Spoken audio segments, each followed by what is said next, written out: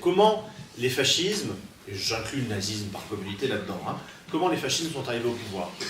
À chaque fois, ce sont des libéraux qui mettent les fascistes au pouvoir. En Italie, en 1922, ça se passe comme ça. Ce sont des libéraux qui, véritablement, font la courte échelle à Mussolini pour lui offrir le gouvernement de l'Italie, auquel le PNF, le Parti national fasciste, ne pouvait pas arriver tout seul. Et en Allemagne, en 1932, voilà, c'est vraiment paradigmatique. Ce sont ces libéraux autoritaires, autour du chancelier von Papen, libéraux économiques, parce qu'ils étaient pro-business, pro-entreprise, comme on dit aujourd'hui, et autoritaires, parce qu'ils estimaient qu'on devait en finir avec la démocratie et créer un espace sécurisé, sans démocratie, sans débat, et surtout sans gauche, à vrai dire, pour permettre le libre épanouissement du capitalisme le plus brutal. Le plan de von Papen, c'est vraiment ça, avec tout son entourage, Carl Schmitt, Edgar Jung, etc. Eh bien, ce sont ces gens-là, ces libéraux autoritaires, qui sont emblématiques de ce qu'on pourrait appeler, avec Pierre Serna, l'extrême centre. Je reprends la catégorie forgée par mon collègue Pierre Serna, spécialiste de la Révolution française, on pourra peut-être y revenir.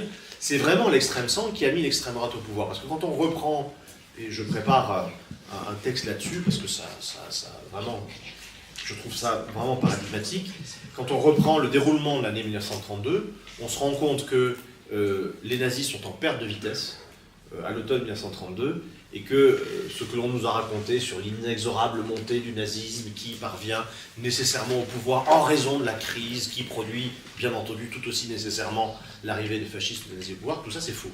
C'est faux. Les nazis sont finis en décembre 1932, et c'est eux-mêmes qui le disent, si vous voulez.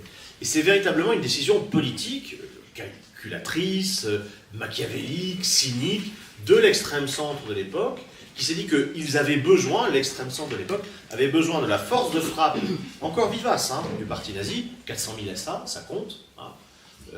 Quand vous avez une armée allemande qui a été réduite depuis 1919 à 100 000 hommes, lorsque vous voulez faire face à une hypothétique révolution communiste, l'apport de 400 000 SA, c'est massif, si vous voulez, c'est important.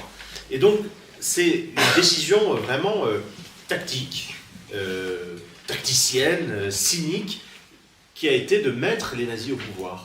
Et quand les nazis ont parlé eux-mêmes de leur prise de pouvoir, un Machtergreifung, comme ils le disaient même, c'est faux, bien entendu, c'est une réécriture d'une histoire qui est tout autre. L'histoire, c'est qu'ils n'ont rien pris du tout, ils n'ont pas pris le pouvoir, on le leur a donné.